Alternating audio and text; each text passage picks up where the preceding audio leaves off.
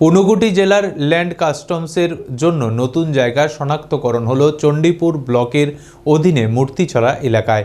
শিল্প ও বাণিজ্য দপ্তরের যুগ্ম পরিচালক স্বপন মিত্র এবং কৈলাসহরের মহকুমা শাসক প্রদীপ সরকারের নেতৃত্বে একটি দল ল্যান্ড কাস্টমসের জন্য একটি নতুন জায়গা চিহ্নিত করতে কৈলাসহরের মূর্তিছড়া এলাকায় সীমান্ত সংলগ্ন এলাকা পরিদর্শন করেন দুপুরে। মূর্তিছড়া এলাকায় অবস্থিত বিএসএফ ক্যাম্প সংলগ্ন স্থানে ল্যান্ড কাস্টমসের জন্য উপযুক্ত স্থান হিসেবে চিহ্নিত করা হয়েছে।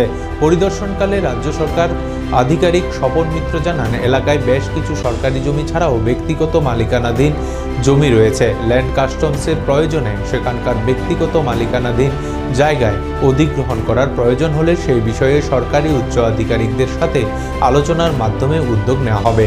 সংশ্লিষ্ট দপ্তরের আধিকারিকরা মনে করেন, মূর্তিছড়ায় ভারত বাংলা সীমান্ত সংলগ্ন এলাকাটি ল্যান্ড কাস্টমসের জন্য আদর্শ স্থান। ভবিষ্যতে কৈলাসহরে ল্যান্ড কাস্টমস প্রতিষ্ঠা হলে এই অঞ্চলে ব্যবসা বাণিজ্য বাড়বে বলে আশা প্রকাশ করেন দপ্তরের আধিকারিক।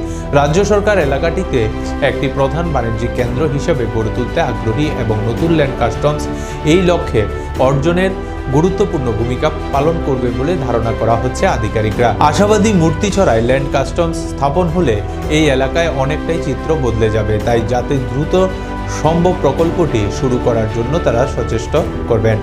প্রকল্পটি স্থাপিত হলে এই অঞ্চলে মানুষের জন্য কর্মসংস্থানের সুযোগ হবে বলে অভিজ্ঞ মহলের ধারণা। প্রসঙ্গ উল্লেখ্য যে এক সময় রাধাকিশোর ইনস্টিটিউশনের পেছন দিকে ল্যান্ড কাস্টমসের জন্য জায়গা নির্মাণ করলেও আন্তর্জাতিক সীমান্তের খুব কাছাকাছি হওয়ায় বাংলাদেশ সরকার ভারত সরকারের প্রস্তাবটি প্রত্যাখ্যান করেন।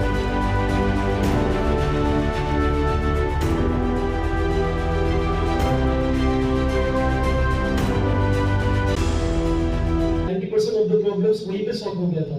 पुलिस सेक्टर और सिविल सेक्टर ऑफिसर ही प्रॉब्लम सॉल्व कर दिए थे। अगर नहीं हो पा रहा है तो they will inform the QRT quick reaction team, मतलब 2-3 पुलिस सेक्टर ऑफिसर और सिविल सेक्टर ऑफिसर मिलकर एक क्विक रिएक्शन टीम बनाया गया है, तो वो लोग उसको एड्रेस करेंगे।